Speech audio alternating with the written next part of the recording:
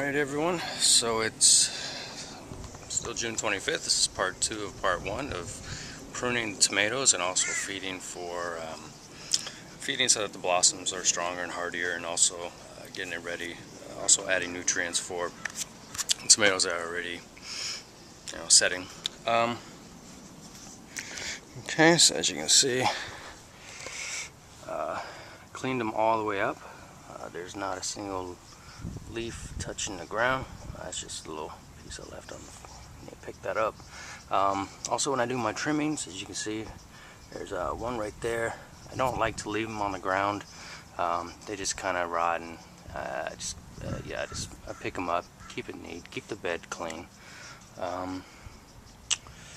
So I'm gonna go low enough so you can see there's a lot of space for air to flow. There's no leaves. You can see all the way to the wall, pretty much all the way to the wall. So that means all the leaves from the bottom have been removed, they have been fed.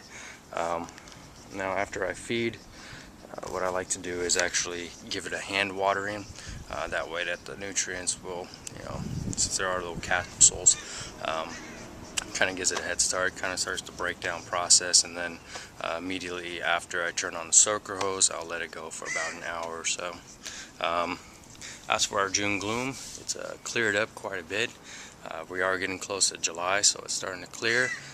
This year we don't have a La Nina or a La Nina. They're calling it a La Nada, which is perfect. So when we have La Nina, then June gloom usually spreads until usually goes into July, and sometimes, like last year, it was a bummer summer. You can actually Wikipedia that, and there's a lot of information on June gloom and the bullshit I got put up with here. So you can see there's tons and tons of blossoms. And this is just a whole handful of blossoms. Here's another handful of blossoms. And I found a lot of tomatoes. There's just sacks and sacks of tomatoes all over the place. You can see there's a nice grouping right there. I was very surprised. I really haven't spent too much time looking for tomatoes. I've been busy just focusing on the actual plants themselves. Oh, and I went back to my seeding chart, because these tomatoes are getting way too big to be celebrity tomatoes. Come to find out, instead of celebrities, I end up planting big boys.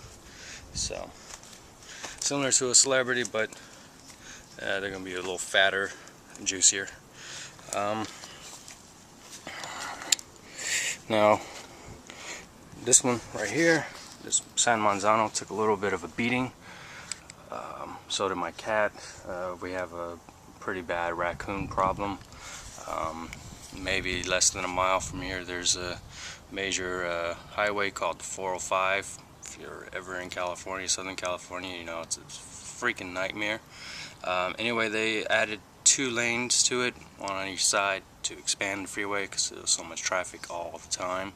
It didn't do shit, but the raccoons used to live around there. There's a lot of trees, a lot of maple trees, and to expand the freeway, they cut down all the trees, and all the raccoons kind of dispersed out into the neighborhoods on either side. So right now I have about 6 raccoons. I know it's mating season, or mating season's already passed, so it's probably doubled. The city won't remove them, and they say it's wildlife, and that's the owner's the property's responsibility, owners, blah blah blah. So I'm actually going to get a dog and train it to actually kill fucking raccoons. You can see a little cherry tomato right there. It's a tiny little guy. It's set pretty early. Go ahead and pick it and eat it. That's a tomato. Cool. Now on to the onions. It's time to go ahead and get these pulled out. Alright, talk to you guys soon.